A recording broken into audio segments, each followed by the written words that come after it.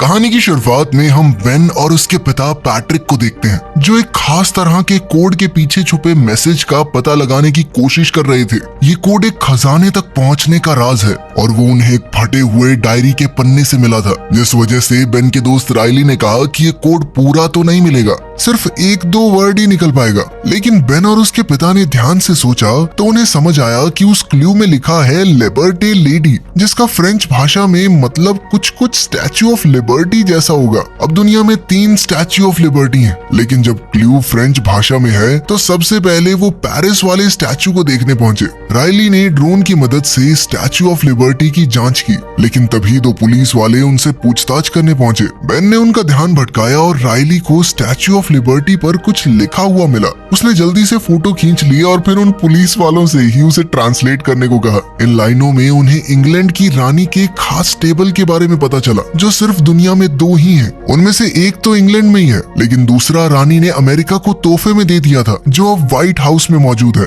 लेकिन आखिर ये डायरी का पन्ना आया कहां से और उन्हें कैसे मिला, हमें ये बताने के लिए कहानी पीछे जाती है। ये बात है साल 1865 की। उस समय अमेरिका में सिविल वॉर खत्म हुए सिर्फ 5 दिन हुए थे। एक दिन जॉन और साइलस नाम के 2 आदमी थॉमस गेट्स के पास आए। थॉमस मुश्किल से मुश्किल पहेली को सुलझाने में माहिर था। जॉन की डायरी में एक कोड लिखा था और वो चाहता था कि थॉमस इस कोड की सच्चाई पता लगाए। इस कोड के नीचे उसे सुलझाने का एक सुराग लिखा है, वो कर्ज जो हर इंसान चुकाता है। कुछ देर बाद साइलस ने जॉन से कहा कि तुम अपना जरूरी काम पूरा कर लो, तब तक मैं यहीं पे इंतजार करता हूँ। हो सकता है थॉमस कोड का पता भी लगा ले। जॉन ने साइलस की बात मानी और वो फोर्ड थिएटर बिल्डिंग में गया। वहाँ वो प्रेसिडेंट इब्राहिम लिंकन को मारने जा रहा था। गोली चलने की खबर से सभी लोग चौंक गए और थॉमस को पता चल गया कि जो आदमी उसके सामने था वो एक देशद्रोही है। थॉमस को अब तक ये भी पता चल चुका था कि डायरी का कोड एक खजाने तक पहुंचने का रास्ता है, एक मैप है।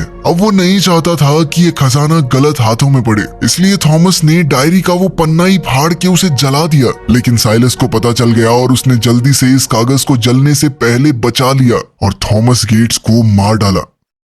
इस बात को अब काफी साल बीत चुके हैं और अब थॉमस का पड़पोता बेन गेट्स काफी सारे लोगों के सामने अपने परदादा की कहानी सुना रहा था, ताकि उन्हें एक देश प्रेमी शहीद की तरह याद किया जाए। लेकिन वहां बैठे एक आदमी ने बेन की कहानी को झूठा बताया और कहा कि थॉमस गेट्स ने ही साइलस और जॉन को अपने पास बुलाया था, ताकि वो इब्राहिम लिंकन की हत्या का षड्यंत्र बना सके। और सबूत के तौर पर उस आदमी ने वो आधा जला हुआ कागज का टुकड़ा दिखाया। बेन ये कहानी सुनकर हैरान रह गया और उसने उस आदमी से कहा कि मुझे इस कागज की जांच करवानी है पूरी। दरअसल मिच नाम का ये आदमी साइलस का पड़पोता है और जांच पूरी होने के बाद ये साबित हो गया कि ये कागज उसी डायरी का टुकड़ा है। बेन को अब भी यकीन नहीं था कि उसके परदादा ने प्रेसिडेंट को मारने की कोशिश की थी, इसीलिए वो उस टुकड़े की और अच्छे से जांच करना चाहता था। बेन और उसके पिता पैट्रिक अब इस बात से काफी परेशान है, लेकिन मिच के पास जो सबूत है उसे झुकलाया तो नहीं जा सकता। मिच की ये पूरी कहानी गेट्स परिवार का नाम डुबा सकती है,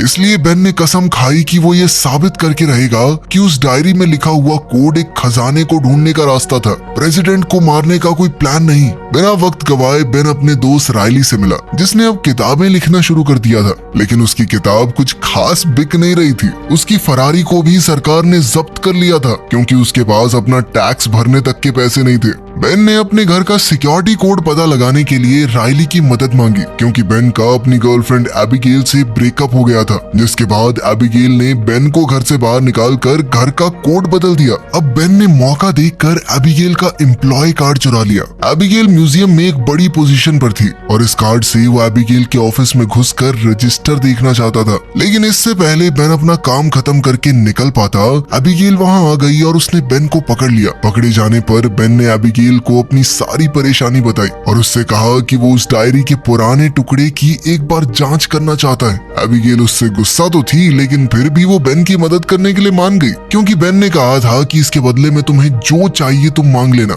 जांच करते हुए पहले तो उन्हें कुछ भी दिखाई नहीं दिया, लेकिन फिर एबिगेल ने देखा कि इस कागज के पीछे किसी तरह का कोड लिखा है। एबिगेल ने बताया कि कल इस टुकड़े को पूरी दुनिया के सामने पेश किया जाएगा और बेन के परदादा को इब्राहिम लिंकन के खून की साजिश साजिश में हिस्सेदार भी माना जाएगा। एबिगेल की ये बात अगले दिन सच भी साबित हुई जब मिच ने मीडिया में ये खबर छपवा दी कि थॉमस गेट ही इब्राहिम लिंकन के कत्ल का मास्टरमाइंड है। ये खबर जब FBI तक पहुंची तो पीटर, जो कि बेन का दोस्त है, इस बात पर भरोसा नहीं कर पाया। उसे लगा कि कुछ तो गड़बड़ जरूर है। ये मिच बिना बात के गड़े मुर्दे क्यों उखाड़ रहा है। थोड़ी जांच पड़ताल के बाद पता चला कि मिच पुरानी चीजों को खरीदता बेचता है। ये पता लगने पर तो पीटर को और धक्का लगा और वो सोचने लगा कि फिर इसने ये कागज बेचा क्यों नहीं, ऐसे म्यूजियम को डोनेट क्यों कर दिया, जबकि इस कागज के काफी अच्छे पैसे मिल सकते थे। पीटर समझ गया कि ये मिच की जरूर कोई चाल है और वो किसी बहुत ज्यादा कीमती चीज के पीछे है। अब कहानी वहीं पहुंच गई जहां से शुरुआत हुई थी। बेन उस कोड के पीछे का पता लगाकर पेरिस पहुंचा और फिर स्टैच्यू ऑफ लिबर्टी से उसे रानी के उस अनोखे टेबल का पता चला,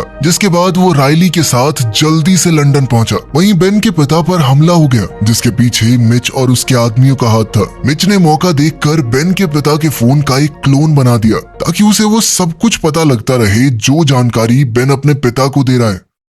उधर बेन और राइली चुपचाप क्वीन के ऑफिस में घुसकर उस अनोखे डेस्क के बारे में जानकारी पाना चाहते हैं। राइली एक जबरदस्त हैकर है, तो उसने काफी जल्दी CCTV कैमरास को हैक कर लिया और उनकी मदद से बेन को रास्ता बताने लगा। बेन अपना काम कर ही रहा था कि तभी उसे अचानक एबिगेल मिल गई। एबिगेल बेन की इस मिशन में मदद करना चाहती थी, लेकिन उसकी मदद लेने के बजाय बेन ने वहाँ जोर जोर से हल्ला करना शुरू कर दिया। पहले तो एबिगेल समझ नहीं पाई। बेन ने अपनी गर्दन और कॉलर्स पर थोड़ी शराब भी लगा रखी थी ताकि दारू पी के शोर मचाने के जुर्म में गार्ड्स उसे अरेस्ट कर लें। हुआ भी कुछ ऐसा ही। गार्ड्स उसे अरेस्ट करके पूछताछ के लिए नीचे वाले कमरे में ले गए। यहाँ बेन के साथ साथ एबिगेल को भी लाया गया था। बेन का इशारा पाते ही राइली ने उस कमरे का दरवाजा खोल दिया। अब बेन और एबिगेल एक साथ मिलकर क्वीन का ऑफिस ढूंढने निकल पड़े। दोनों ने छुपते छुपाते किसी तरह क्वीन का ऑफिस ढूंढा और राइली दोनों को बाहर CCTV कैमरास की मदद से गाइड कर रहा था। आखिरकार इन दोनों को ऑफिस मिल ही गया। उन्हें वहाँ वो अनोखा डेस्क मिला जिस पर एक खुफिया कोड लिखा था।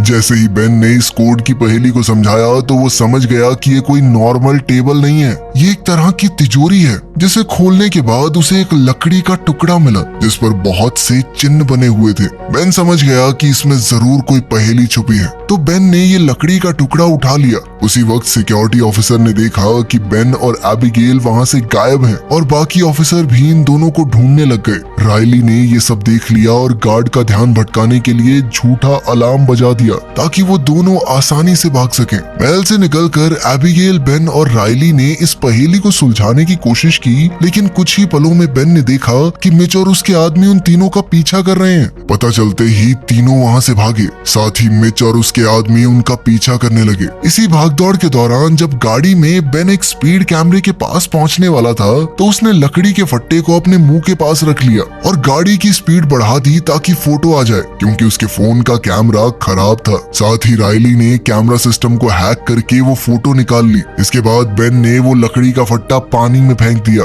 ताकि मिच और उसके आदमी उनका पीछा छोड़ दें। जल्द ही बेन अपने पिता के घर गया ताकि वो इस फोटो के इस्तेमाल से लकड़ी पर जो निशान बने हैं उनका मतलब जान सके, लेकिन पैट्रिक भी इसे ट्रांसलेट नहीं कर पाया। लेकिन पैट्रिक को पता था कि ये काम कौन कर सकता है। तुम्हारी माँ, अपनी माँ के पास लेकर जाए इसे, वही पता लगाएगी इसके पीछे का राज। अब बेन अपनी माँ एमिली के पास जाने को तैयार हो गया, पर वो चाहता था कि पैट्रिक भी उसके साथ चले, लेकिन पैट्रिक ने कहा कि मैं उससे 30 साल से नहीं मिला हूँ। लेकिन आखिरकार बेन ने पैट्रिक को मना ही लिया। अगले दिन वो दोनों एमिली से मिले जो एक यूनिवर्सिटी में प्रोफेसर है। पहले तो पैट्रिक को देखकर एमिली का मूड खराब हो गया, लेकिन फिर अपने बेटे को देखकर वो थोड़ी खुश हुई। एमिली ने खुशी से इस पहेली को सुलझाने में बेन की मदद की, लेकिन इस लकड़ी में पूरी जानकारी नहीं दी गई थी। बेन समझ गया कि अब उसे दूसरे टेबल को ढूंढना होगा जो कि व्हाइट हाउस में रखा गया है।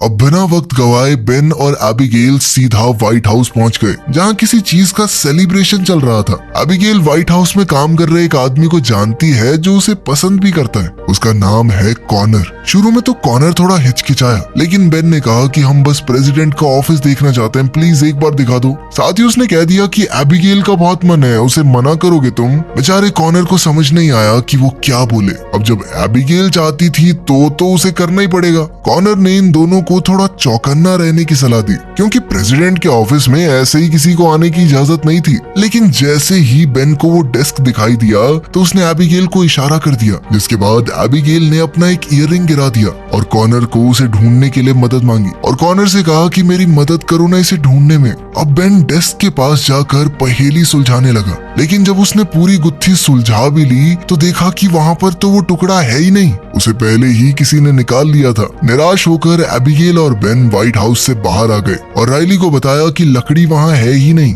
अब वो लोग सोच में पड़ गए कि आखिर वो लकड़ी का फट्टा हमें मिलेगा कैसे। तभी राइली को याद आया कि प्रेसिडेंट्स को तो पता होगा इस बारे में। तभी राइली ने दिमाग लगाया कि बहुत सारे प्रेसिडेंट इस डेस्क का इस्तेमाल करते हैं डेली बेसिस पर, तो ऐसा तो हो नहीं सकता, तो ये जरूर किसी न किसी प्रेसिडेंट का ही काम होगा और इस सब के बारे में उस खुफिया किताब में जरूर लिखा होगा जो हर एक पुराना प्रेसिडेंट अपने नए प्रेसिडेंट को देता है। अब प्रेसिडेंट से मिलने का कोई जुगाड़ तो उसके पास था नहीं, लेकिन तभी बेन के मन में ख्याल आया कि प्रेसिडेंट को किडनैप ही कर लेता हूँ मैं। अगले दिन राइली और पैट्रिक ने मिलकर वॉशिंगटन के सारे होटल बुक कर लिए ताकि प्रेसिडेंट के जन्मदिन के लिए सिर्फ वर्मिन होटल ही अवेलेबल हो। उसी शाम बेन प्रेसिडेंट से मिला, जो उसे पहले से जानता है क्योंकि बेन गेट्स परिवार का हिस्सा है। बेन ये बात जानता था कि प्रेसिडेंट जॉर्ज वॉशिंगटन को काफी मानता है, इसलिए बेन ने जॉर्ज वॉशिंगटन का बनाया एक मैप प्रेसिडेंट को दिखाया, जिसके अंदर एक खुफिया टनल दिखाई गई है। बेन ने बताया कि ये टनल यहाँ से पास ही है और जोश जोश में प्रेसिडेंट भी उसके साथ चल दिया वो टनल देखने।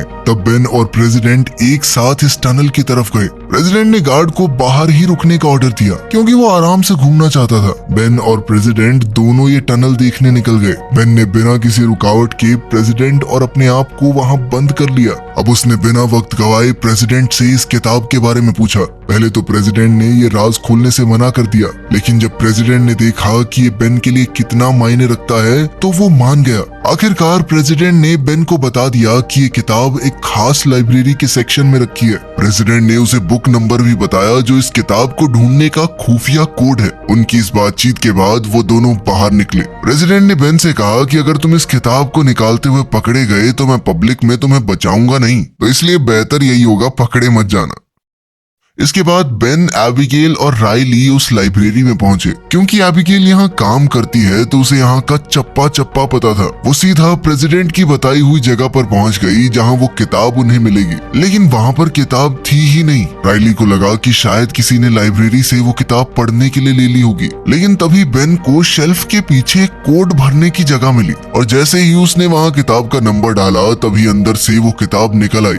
तभी बेन ने किताब के अंदर उस खास टेबल वाला सेक्शन खोला और वहां उन्हें उस लकड़ी के फट्टे की फोटो मिल गई, जिसकी बेन ने अपने कैमरा से फोटो खींच ली। क्लू मिलते ही वो तीनों वहां से जल्द निकलने लगे क्योंकि अब FBI बेन को ढूंढ रही है। अब बेन ने सुझाव दिया कि सबको अलग अलग निकलना होगा। बाहर निकलते हुए एबिगेल पर पुलिस को शक हुआ, लेकिन वो किसी तरह बाहर निकल आई और जल्द ही बेन भी बाहर आ गया। तभी मिच को भी पता चल गया कि बेन को वो क्लू मिल गया है क्योंकि उसने पैट्रिक के फोन को क्लोन किया हुआ था। तो जैसे ही बेन ने अपने पिता को वो फोटो भेजी, वो मिच के पास भी चली गई। मिच जानता था कि एमिली उस कोड को ट्रांसलेट कर सकती है, तो वो जल्दी से उसके पास पहुंचा। शुरुआत में तो एमिली ने उसकी मदद करने से मना कर दिया, लेकिन फिर मिच ने उसे बंदूक दिखाकर धमकाया कि तुझे और तेरे पति दोनों को मार दूंगा। थोड़ी देर बाद पैट्रिक इसी पहेली को तेरे पास डिकोड करवाने आएगा, उसे गलत सुराग देना है तो नहीं, ठीक है। जब पैट्रिक एमिली के पास आया तो उसने वही किया जो मिच चाहता है, लेकिन एमिली को अपने बेटे पर भरोसा है कि वो खुद ब खुद इस क्लू को ढूंढ लेगा। अगले दिन मिच एमिली को माउंट रशमोर ले गया क्योंकि उस लकड़ी के फट्टे के हिसाब से खजाना वहीं कहीं है, लेकिन बेन और उसके दोस्त वहां पहले से ही पहुंच गए थे क्योंकि बेन ने खुद इस पहेली का पता लगा लिया था। जैसे ही मिच और बेन ने एक दूसरे को देखा तो मिच ने एमिली को जान से मारने की धमकी दी। इस पर बेन ने कहा कि देख, पुलिस मेरा पीछा कर रही है, अगर पुलिस यहाँ आ गई तो मेरे साथ साथ तुझे भी अरेस्ट कर लेगी। इस पर बेन ने कहा कि अभी आखिरी पहेली बाकी है और तू बिना मेरी मदद के उसे नहीं ढूंढ पाएगा। ये बात मिच भी कहीं ना कहीं जानता था, तो अब वो बेन के साथ खजाने को ढूंढने के लिए मजबूर हो गया। कुछ ही देर बाद ये लोग एक पथरीले इलाके में पहुंचे। अगली पहेली कुछ ऐसी थी कि जब बिन मौसम बरसात होगी तो पक्षी तुम्हें राह दिखाएगा। बेन इस पहेली की सच्चाई कुछ हद तक समझ गया और उसने सबको कहा कि इन पत्थरों पर पानी डालो। अगला क्लू इन्हीं में कहीं छुपा है। पानी डालने पर एक पत्थर के ऊपर एक पक्षी का निशान बन गया। वो पक्षी जिस तरफ इशारा कर रहा था वहाँ पत्थरों के बीच में थोड़ी सी जगह थी।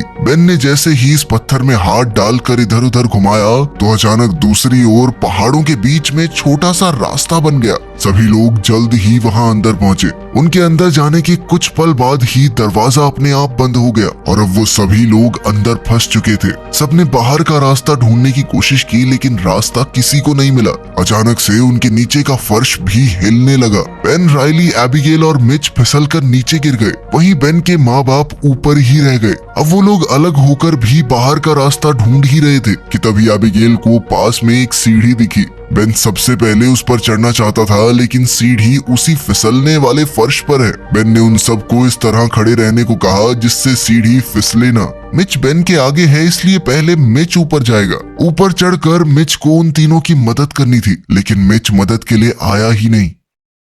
उसके बाद जैसे ही एबिगेल ऊपर चढ़ने लगी तभी अचानक वो लकड़ी का फर्श टूट गया और राइली भी एबिगेल के पीछे जल्दी से सीढ़ी पर चढ़ गया लेकिन बेन फर्श पर ही रह गया। ऐसा लग रहा था मानो बेन का खेल खत्म, लेकिन ऐन वक्त पर मिच ने उसकी मदद की। अब उन चारों को एक कमरा मिला जहाँ पर पानी जमा होता है। थोड़ा ढूंढने पर पता चला कि अगला क्लू पानी के अंदर ही है। उस सुराग को पाने के लिए उन्हें पानी को सबसे पहले रोकना होगा। अब इस आखिरी पहेली को सुलझाते हुए जब वो लोग आगे बढ़े तो आखिरकार इन्हें वो मिला जिसकी उन्हें तलाश थी, एक पूरा सोने से बना हुआ अंडरग्राउंड शहर। उसी वक्त बेन के माँ बाप भी वहाँ पहुँच गए। इस खजाने के यहाँ मिलने से ये साबित हो गया कि थॉमस गेट यानी बेन के परदादा की कहानी सच्ची थी और उन्होंने इब्राहिम लिंकन को मारने की कोशिश नहीं की। मिच ने कबूल किया कि यही उसका प्लान था। वो जानता था कि वो खजाने तक बेन की मदद के बिना नहीं पहुंच पाएगा, इसीलिए मिच ने बेन के परदादा का नाम मिट्टी में मिलाने का फैसला किया ताकि बेन इस खजाने को ढूंढने के पीछे लग जाए। खैर उनकी खुशी ज्यादा देर तक टिकी नहीं। उस जगह पर पानी लीक होने लगा। अगर वो जल्द से जल्द यहाँ से बाहर नहीं निकले तो फंसकर यहीं मर जाएंगे। इतने में पैट्रिक और एमिली भी वहाँ पहुँच गए। पैट्रिक ने सबको बताया कि पानी नीचे की तरफ बह रहा है, मतलब जहाँ से ये पानी आ रहा है वहीं से उन्हें बाहर निकलने का रास्ता भी मिलेगा। लेकिन जैसे ही वो सब बाहर की तरफ बढ़े पानी का बहाव और तेज हो गया। अब बाहर निकलने का रास्ता भी कुछ इस तरह से बना रखा था कि जैसे ही वो ट्रिगर छोड़कर आगे बढ़ते अचानक दरवाजा बंद हो जाता, यानी किसी को वहाँ रहकर दरवाजा खोले रखना होगा। अब सवाल ये था कि कौन वहाँ रुकेगा। इस पर मिच ने कहा कि अगर तुम वादा करो कि मेरे परिवार का नाम लिया जाएगा कि इन्होंने भी खजाना ढूंढने में मदद की थी तो मैं ये बलिदान देने को तैयार हूँ। मिच ने कहा कि इतिहास में मेरे खानदान का नाम इब्राहिम लिंकन को मारने के लिए बदनाम है, इसीलिए वो चाहता था कि सोने के शहर की खोज में विल्किंसन परिवार का नाम आ जाए। बेन ने वादा किया कि ऐसा ही होगा और अपने परिवार और दोस्तों के साथ बाहर निकल गया। बेन ने पुलिस को बताया कि उसे एक बहुत बड़ा खजाना मिला है, लेकिन बेन को प्रेसिडेंट को थोड़ी देर के लिए किडनैप करने के इल्जाम में गिरफ्तार कर लिया गया। इसके बाद बेन को प्रेसिडेंट के पास ले जाया गया, लेकिन प्रेसिडेंट ने झूठ बोलते हुए कह दिया कि बेन ने तो टनल में मेरी जान बचाई थी किडनैपर्स से। इस तरह बेन जेल जाने से बच गया और साथ ही उसे एक अवार्ड से सम्मानित भी किया गया। उसने अपने परदादा का नाम खराब होने से बचा लिया। उधर एबिगेल और बेन के बीच में भी सुलह हो गई क्योंकि एबिगेल ये मानती थी कि बेन उसे बहुत अच्छे से समझता है। जब ये खबर निकली कि राइली का एक और खजाना ढूंढने में हाथ है तो उसकी किताब धड़ाधड़ बिकने लगी। साथ ही उसकी फरारी भी उसे वापस दे दी गई। वीडियो पसंद आई तो लाइक कर देना, चैनल को सब्सक्राइब कर लेना। मिलते हैं अगली वीडियो में।